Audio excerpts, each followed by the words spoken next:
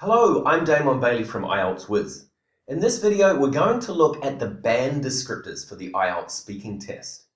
These band descriptors are used as the scoring criteria for the speaking test, so it's useful to understand how the examiner gives you a band score and exactly what they're looking for during this section of the test. Band descriptors are guidelines used by examiners to give you a band score for the speaking section of the IELTS test. If you're familiar with what the examiner is listening for when assessing your speaking, it can help you to make sure you do everything you need to maximize your score. As you will remember from the video on understanding the IELTS speaking test, there are 4 criteria used to assess your speaking ability. The first one is fluency and coherence. Are you able to speak continuously at a natural speed? And are your ideas arranged in a logical order? Next is lexical resource or vocabulary. Do you use a variety of different words? And do you use uncommon words when speaking? The examiner also looks at grammatical range and accuracy. Do you create sentences that are grammatically correct and mostly free of grammatical errors? And finally, pronunciation. Are you easy to understand when you talk? These 4 criteria are then broken down further into what are known as band descriptors. Band scores range from 0 to 9. 0 being the lowest score, which means that communication was not possible, up to the highest score, which is band 9. Understanding the band descriptors can be extremely useful because these are what the examiner uses to judge your level of English and give you your band score. This is a copy of the speaking band descriptors, which may look confusing, but we're going to go through them and pick out the main things you need to know and understand. It is not important to remember the information in the band descriptors, we just need to have a knowledge of how we are assessed, so we can satisfy all of the examiner's requirements during the speaking test.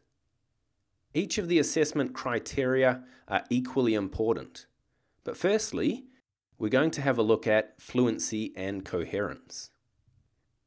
We will be looking at the band descriptors for bands 6 to 9, because most students who want to go to university or people wanting to emigrate to another country will normally be targeting this range when doing the IELTS test.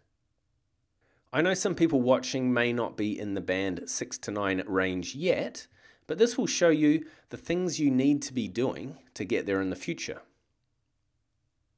When we look more closely at the fluency and coherence band descriptors, some things stand out immediately as being important to getting a high score. You will achieve a higher score if you do the following things. Speak fluently with only rare repetition. Speak at length without hesitation or pauses.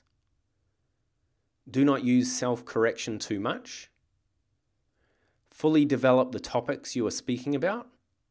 And use language appropriately to link your ideas and sentences together.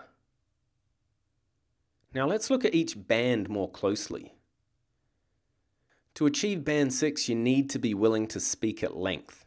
And there may be some times when you hesitate, repeat yourself, or self-correct when you're speaking. Sometimes the connecting words that are used may not always be correct. To achieve band 7, you will need to be able to speak at length without noticeable effort. There may still be some hesitation, self-correction, and repetition.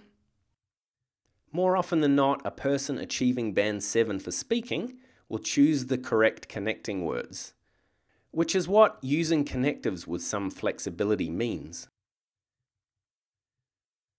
Once people start to reach band score 8 or band score 9, we can see that they are able to speak fluently with only rare or occasional repetition or self-correction.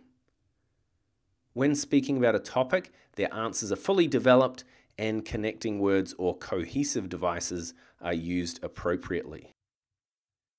Lexical resource is a term used by the examiners when referring to vocabulary. And you will achieve a high score if you use a wide range of vocabulary, rather than repeating the same words. Also, it is good if you can use some unusual or uncommon vocabulary. Use idiomatic language or less formal English correctly when you're speaking. And you're also able to paraphrase effectively.